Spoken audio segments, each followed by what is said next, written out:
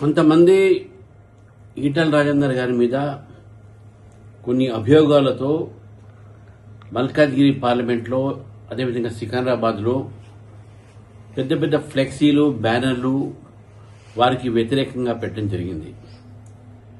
ఈ యొక్క పని భారతీయ జనతా పార్టీ వ్యతిరేకిస్తులు భారతీయ జనతా పార్టీ పెరుగుతుంది కాబట్టే భారతీయ జనతా పార్టీ నాయకుల మధ్యన ఐక్యత్వం ఈరోజు స్పష్టంగా బయట కనబడుతుంది కాబట్టే భారతీయ జనతా పార్టీని మళ్లీ బలహీనపరచడానికి కొంతమంది వ్యక్తులు కొన్ని పార్టీలు చేస్తున్నటువంటి పన్నాగం ఇది ఒక కుట్రగా భావిస్తా ఉన్నాం.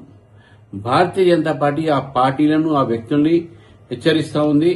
ఇటువంటి ఒక చిల్లర రాజకీయాలు, ఇటువంటి ఒక ఏదైతే వాళ్ళు బీజేపీ మధ్యన శ్రేణుల మధ్యన అంతర్యుద్ధము తీసుకురావాలని ప్రయత్నం చేస్తారో, విభేదాలు తీసుకురావాలని ప్రయత్నం చేస్తారో, ఇటువంటి వలన అది రాదు. భారతీయ జనతా పార్టీ బలంగా ఉంది, అందరూ ఐక్యంగా ఉన్నారు. కాబట్టే ఇటువంటి ఒక ఏదైతే ఎదురుగా వచ్చి రాజకీయ చేయలేని ఒక పార్టీలు ఈ విధంగా భారతీయ జనతా పార్టీని బలహీనపరచడానికి ఇవన్నీ కూడా కుట్రగా చేస్తున్నట్టు భారతీయ జనతా పార్టీ భావిస్తా ఉంది.